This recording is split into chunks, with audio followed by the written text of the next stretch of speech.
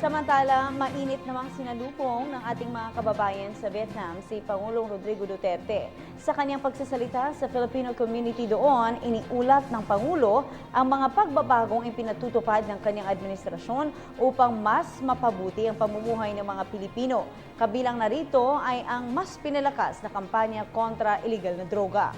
Kaugnay niyan, muling sinabi ng Pangulo na bukas ang ating bansa sa anumang international body na nais suriin ang mga hakbang na ipinatutupad ng gobyerno. Nagbabalik ang aming kasama, si Rocky Ignacio.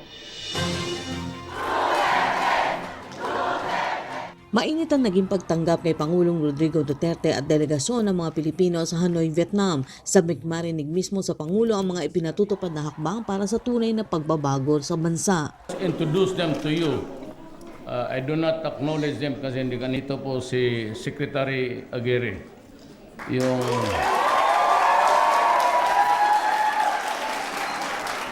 She is the best friend of Laila de Lima.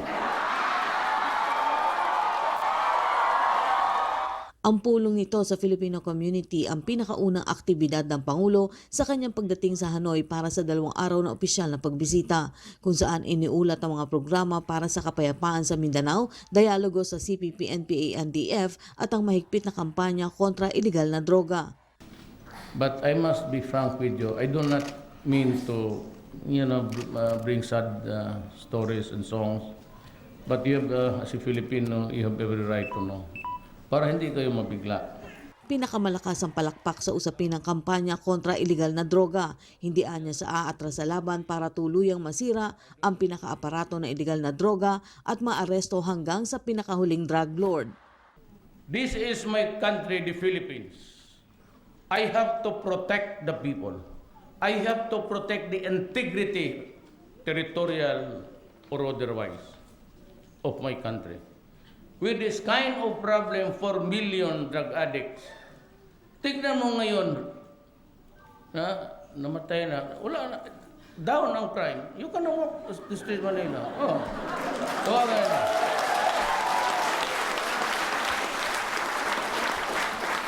And I intend to kill more because I have to account for this 4 million. I will not leave the presidency in shame.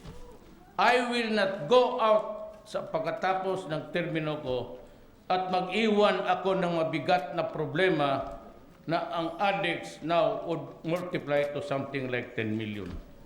Mas mabuti pa ako na lang ang magpakulong, patayin ko na lang lahat. Simple. Bagamat may mga bumabatikos pati na ang pagkwestiyon ng European Union sa usapin ng human rights sa harap ng kampanya kontra iligal na droga, sinabi ng Pangulo na malaya silang bumisita sa Pilipinas para suriin na walang batas sa bansa na nagbabawal na bigyan ng babala ang mga nasasangkot sa krimen katulad ng iligal na droga. So, if you say in your resolution there say you that he was heard threatening people, the criminals, of killing them, if you want me charged, the best thing that you could do, you idiots, is go to my country and find out if there is a law in the penal statutes which says that I am liable for this act. Git pa ng Pangulo na titiyakin niya na mapapahinga ang mga Pilipino mula sa panganib na dala ng iligal na droga, kasabay na rin ang pagkakaroon ng malinis na pamahalaan. Now, let me give you the staggering economic impact now. Drugs. Huwag na yung 700s of thousands na surrender sa panahon ko. Let's stick to the original survey of John Santiago. Here comes. There are at least 3 million drug pushers or addicts in the country today. One hit daily. Sa Tondo, Pandacan, Santa Ana, 200 yan noon. So, 200 a day, that would be 6,000 a month.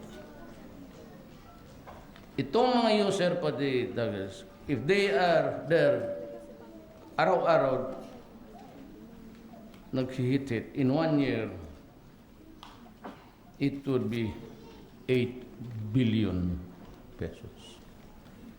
in a month rather, 8 billion pesos.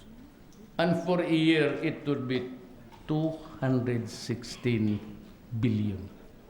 Nauna nang ipinaabot ng mga Pilipino dito ang kanilang suporta sa pamunuang Duterte. Bukod sa Pangulo, masaya rin nagpakuha ng larawan sa mga miyembro ng gabinete at iba pang opisyal ng pamahalaan ang mga Pilipino dito. Para sa PTV News, Rocky Ignacio, Hanoi, Vietnam.